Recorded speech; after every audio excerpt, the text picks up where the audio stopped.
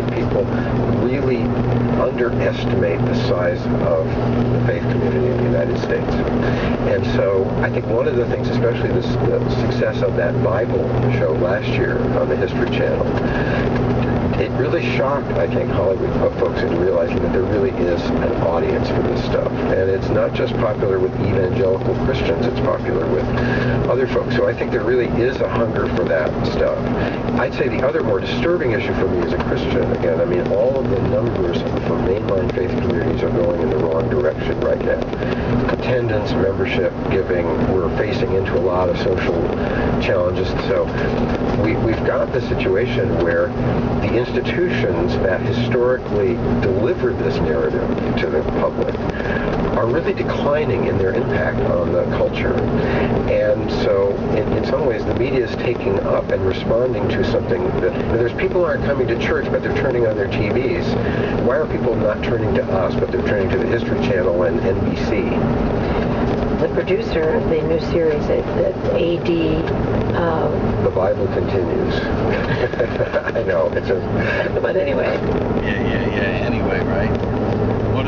Hollywood's controlled by the CIA, which is just an agent for the British. They are the MI6. They're under the umbrella of British rule, British intelligence services, which operate on behalf of the same old money families that have controlled the wealth of our earth for hundreds, if not thousands of years. Their ties go back to the Romans and all the way back to the Babylonians. Look,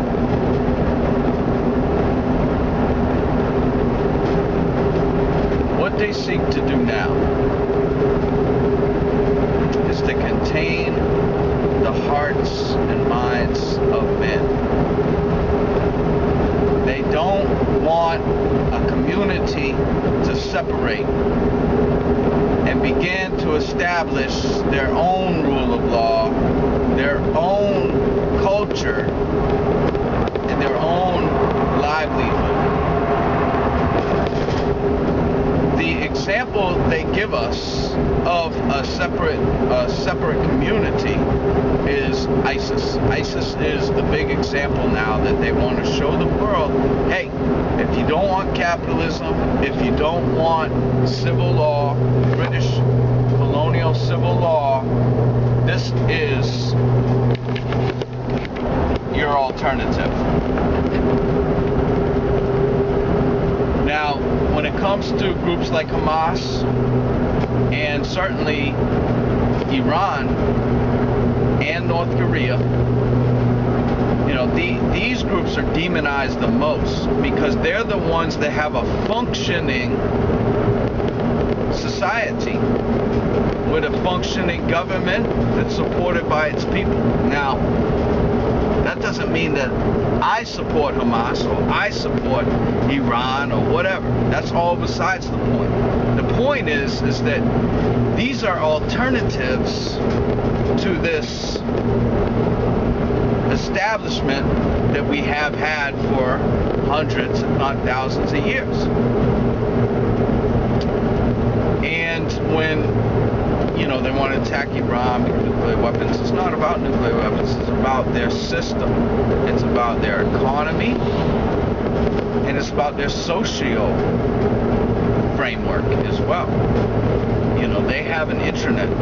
They don't have the internet, the world internet. The NSA, the GCHQ can't tap into Iran's people and find out what they're doing online. That's a big deal. That's enough of a deal for them to work this deal where they have access to Iran's controls and mechanisms of control.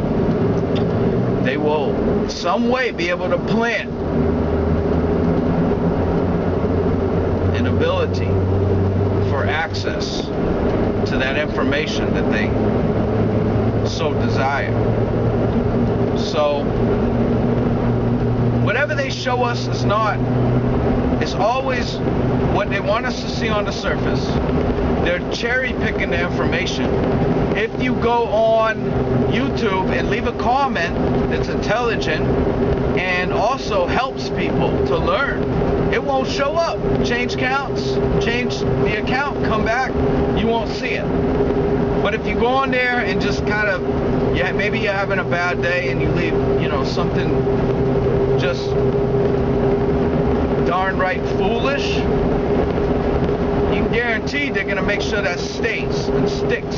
So they're cherry picking everything that everybody sees out there. And it's going to become more revolutionized in that direction with this technology evolution. With the new cars, the new appliances, everything's got that screen, that content. They're always going to try to feed you something. And it's always going to be what Babylon wants you to see. It's never going to be what the Christ wants you to see, because the Christ worships the living God, the living Father. It's not this thing, your eyes, that determines who you are and what you are, but what's inside. That's what the Father has given to His people to acknowledge. Yeah. So other people don't have to come to this realization, and that's acceptable because it was written. Many are called, and few are chosen. So let there be as in. Right? And yet, the more they come up against us, see, that this is the thing, is that Babylon can't come straight against you and just, you know, go to war like back in the day. Babylon has to subtly, just like a snake. That's why the snake is always the symbol for the devil.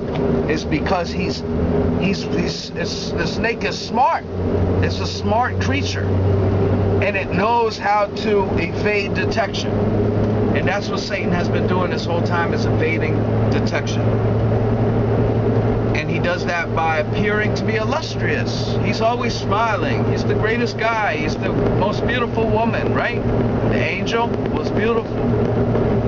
Yeah? So in this time, we have to realize that even though something has us thinking, oh, this is good, this is right, it's a deception. Unless the foundation is of the Lord, Jehovah. Now, I know that people can't see eye to eye on this, because when you go to the scripture, there's a lot there. But nevertheless, it's the law we've been given. We can deny the law.